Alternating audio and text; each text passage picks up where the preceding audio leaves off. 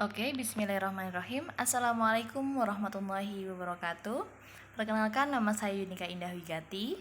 Sekarang ini, pada siang hari ini saya merekam video ini untuk membahas mengenai teori dan asumsi organisasi dalam komunikasi organisasi.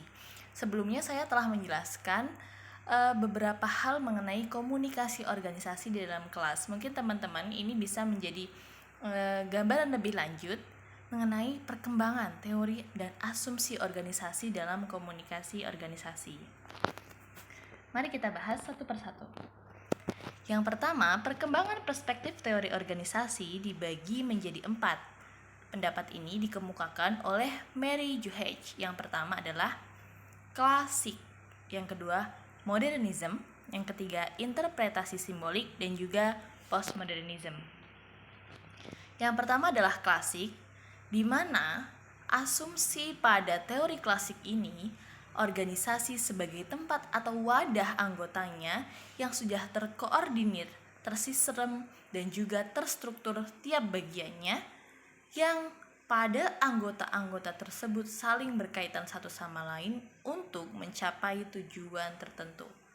Yang mana otomatis tujuan tersebut adalah tujuan dari terciptanya organisasi itu. Selanjutnya, yang kedua, yaitu adalah modernism. Nah, modernism ini saya bagi menjadi 4 poin ya teman-teman, untuk memudahkan kita dalam memahaminya. Yang pertama, modernism mengasumsikan bahwasanya organisasi sebagai jaringan tersistem. Otomatis, kenapa jaringan tersistem? Karena di dalam organisasi itu mempunyai cabang-cabang jaringan di setiap anggotanya, entah itu dari internal anggota ataupun eksternal dengan organisasi lain, yang otomatis di dalam satu organisasi tersebut mempunyai jaringan yang saling tersistem dan berkaitan satu sama lain. Yang kedua, terdiri dari 2 orang atau lebih. Jadi asumsi modernisme ini 2 orang pun bisa menjadi sebuah organisasi. Yang ketiga, ketergantungan input, proses, dan output. Maksudnya apa?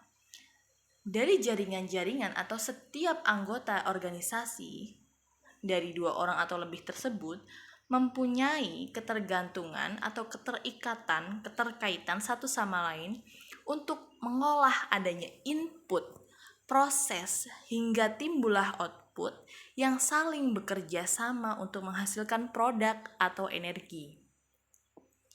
Ini asumsi dari teori modernism. Yang ketiga adalah interpretasi simbolik. Teman-teman, di sini 3 poin yang saya tuliskan mengenai interpretasi simbolik adalah asumsinya bahwa komunikasi terjalin antar anggota di dalam sebuah organisasi menjadikan interaksi sosial yang memproduksi situasi, lingkungan, dan realitas sosial, di mana ketika ada interaksi sosial tersebut, ada hal yang dilalui sebagai hasil dari komunikasi antar anggota tersebut. Nah, proses tersebut adalah melalui pemaknaan simbol, baik komunikasi secara verbal maupun nonverbal antar anggota, teman-teman. Dan yang terakhir, ada postmodernism. Postmodernism ini sebagai kritik poin dari teori modern atau modernism yang mengesampingkan pengalaman individu.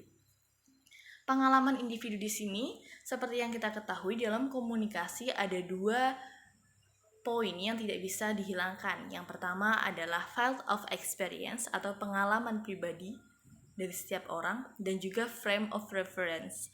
Jadi ada bingkai yang sudah mewarnai diri seseorang atas referensi-referensi apa, referensi-referensi apa, bayangan-bayangan apa, paradigma, dan juga pemikiran seseorang itu yang akan mempengaruhi pada proses komunikasi. Nah, pengalaman individu ini termasuk dalam field of experience yang pasti mengambil peran aktif dalam sebuah komunikasi, teman-teman.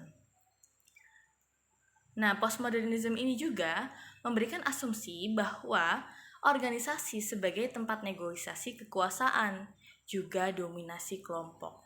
Ketika ada negosiasi kekuasaan dan dominasi kelompok, Postmodernisme mengasumsikan atau akan memberikan jalan adanya atau diperlukan adanya rekonstruksi kekuasaan dalam sebuah organisasi. Untuk apa?